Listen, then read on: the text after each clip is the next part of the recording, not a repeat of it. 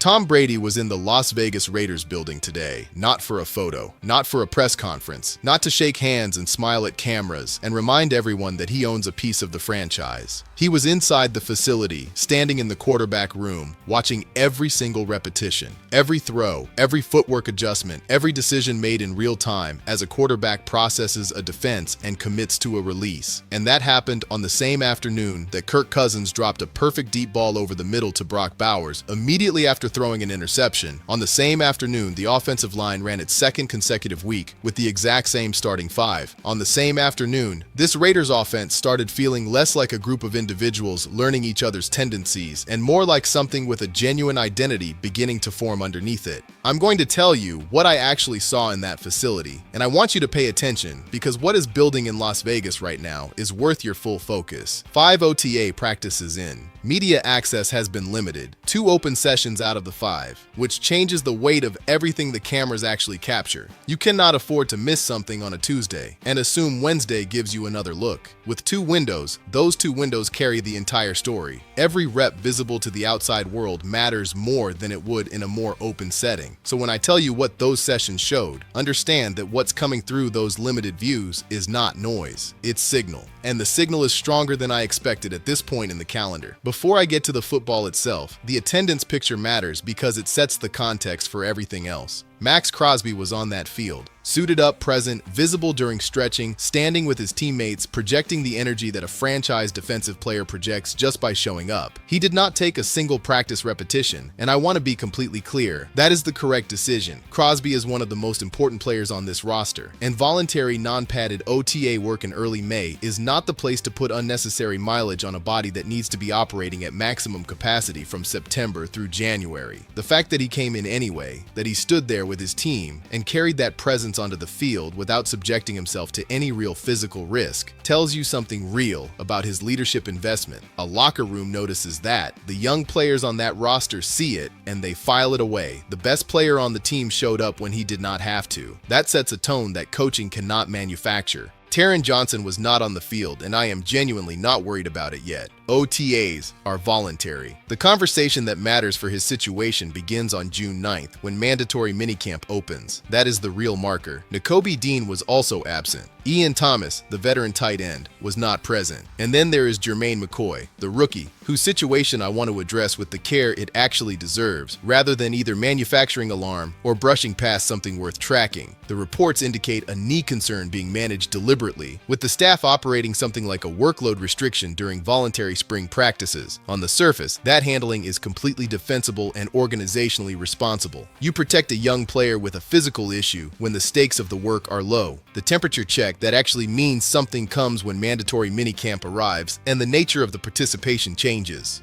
If McCoy is moving freely and getting genuine reps in June, the story softens considerably. If the management is still heavy at that point, the conversation sharpens into something more substantive. Right now, the honest read is measured optimism with eyes open. Not panic, not dismissal, just careful attention. Now let me take you to the moment that genuinely shifted my read on where this offense is heading, because it happened in a single sequence that I have been thinking about ever since I processed it. Kirk found Brock Bowers for a touchdown during team period. Deep route. Tre'Davious White was the coverage defender, and that context is the entire point. This is not a practice drill where a developmental corner gets caught on a double move and a scripted look. Tre'Davious White is a legitimate, experienced professional corner who has operated at a Pro Bowl level in this league. Getting behind him requires timing that is precise to a fraction of a second, route execution that creates genuine separation rather than exploiting a coverage mistake, and a quarterback who has already committed to where his receiver is going before the break even happens. Cousins delivered that ball into a window that White was theoretically designed to close. He did not get there in time because Cousins was already off the platform. The read was immediate. The release was clean. The decision was made before most quarterbacks would have finished processing the coverage. That is not a quarterback still searching for his footing in a new system. That is a quarterback who has already built the internal architecture around what his primary weapon can do.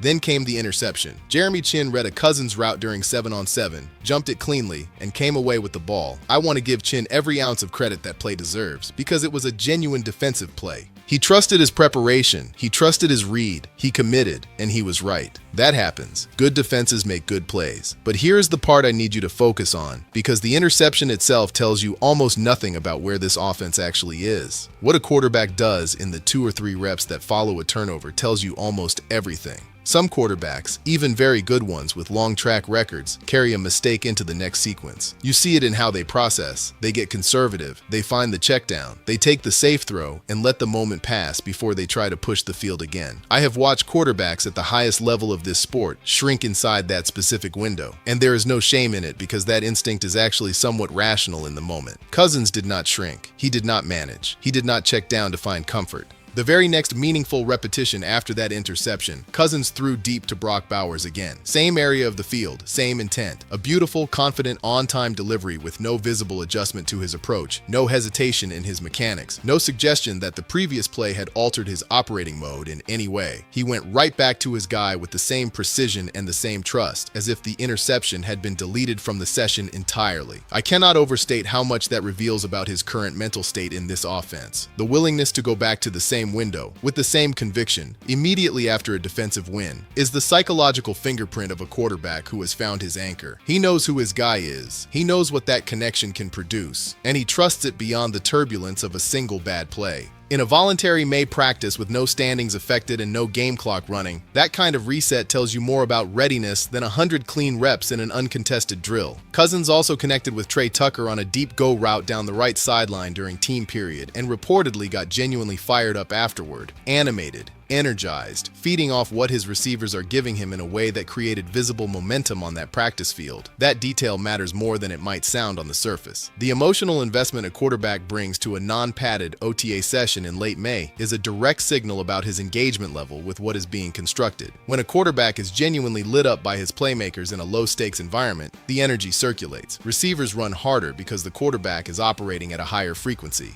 The whole practice takes on a different texture, something you can sense from the sideline even without a scoreboard attached to it. That texture is building right now in Las Vegas. Let me spend time on the offensive line because I think this component of the story gets undervalued in the broader discussion about what this offense can realistically become. Colton Miller at left tackle, Spencer Burford at left guard, Tyler Linderbaum at center, Jackson Powers-Johnson at right guard, DJ Glaze at right tackle, same 5. Same alignment, second consecutive week. I keep emphasizing the repetition because cohesion along an offensive line is not a product of talent alone. It is a product of accumulated communication. Every practice where the same 5 players line up together in the same positions is another conversation added to their shared vocabulary. The timing of a double team block, the way a center communicates a protection adjustment, the micro adjustments a guard makes based on what the tackle next to him is seeing before the snap. None of that language exists on day one. It gets built through exactly this kind of consistent, deliberate work across weeks and months. That starting 5 isn't just a personnel decision. It is a group actively constructing the foundation that will determine how cleanly Kirk Cousins operates in September. The wrinkles are worth noting though. Trey Sermon got work at right guard, a shift from last week when he was predominantly working at right tackle. If Sermon genuinely settles into the right guard spot, the natural question becomes what that means for Jackson Powers-Johnson's best deployment. Could he move inside to left guard and make the interior of that line even more formidable? That kind of flexibility is something offensive line coaches spend careers trying to develop. But it also signals that the evaluation behind the starting configuration is still very much an active process. Charles Grant also came in for Glaze at right tackle during the second team period. The core is taking shape. The competition behind it is alive. Tom Brady. I want to approach this the way it actually deserves, not as an item in a list of practice updates, but as the single most organizationally significant development in that facility today. Brady was inside the building watching walkthroughs. He was present for the quarterback room's work. He stood there and watched every repetition. And when you think about the specific composition of that quarterback room right now, the full weight of his presence starts to come into focus. You have a first overall pick learning the professional game from the ground up, constructing his foundation in real time, trying to compress years of developmental work into a single offseason.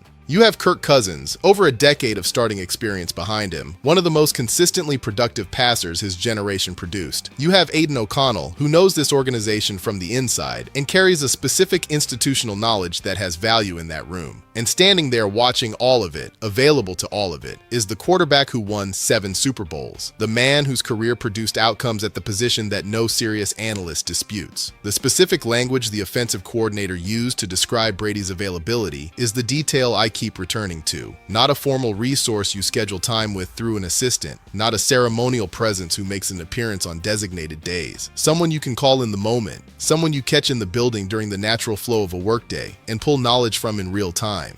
That is the difference between a name associated with a franchise and a mind that is actually accessible to the people who need it. The Raiders don't just have Brady's equity, they have Brady present in their building on a day-to-day basis in the kind of immediate, organic way that translates directly into better decisions on a practice field and eventually on a game field in January. Consider what that specifically means for Cousins. He has been productive over a long career. The output is real, the numbers are legitimate, the durability is almost singular for the position across the era he has operated in. But there are layers of decision-making that only come from a certain quality of experience and a certain quality of guidance. The ability to read how a coverage is evolving over the course of a game, rather than just at the snap. The understanding of how to process information faster when the pocket begins to collapse before the route develops. The specific mental models that separate a quarterback who makes good decisions in clean situations from a quarterback who makes good decisions in the ones that are genuinely hard. Having a mind available that has been inside every pressure situation the sport can generate, that has processed every defensive scheme at the highest stakes possible, that can speak directly and specifically to what a quarterback needs to do differently in the moments that determine outcomes. That is not a marginal advantage. That is the kind of resource that refines a player's ceiling in ways that do not show up on practice statistics, but absolutely show up when it matters in November. For the first overall pick, the developmental implications run even deeper. The transition from college football to the professional game is one of the hardest cognitive adjustments an athlete makes in any sport. The speed of information at the NFL level, the complexity of defensive disguise, the physical and mental toll of a full season on a franchise quarterback, none of that can be fully prepared for in advance. You have to live it, but the environment you live it in shapes how quickly you develop the tools to handle it. In a building where Tom Brady is walking the halls and standing in your quarterback room watching your reps, the standard you hold yourself to every single day shifts upward by the simple fact of who is present. The ceiling of what feels possible in that room rises without anyone saying a word about it. That is not abstract. That is how elite environments actually produce elite results. What I keep circling back to when I try to synthesize everything that came out of those 2 practice windows is a sense that the intentionality behind this operation runs deeper than the individual pieces. The way Cousins reset after the interception is not accidental.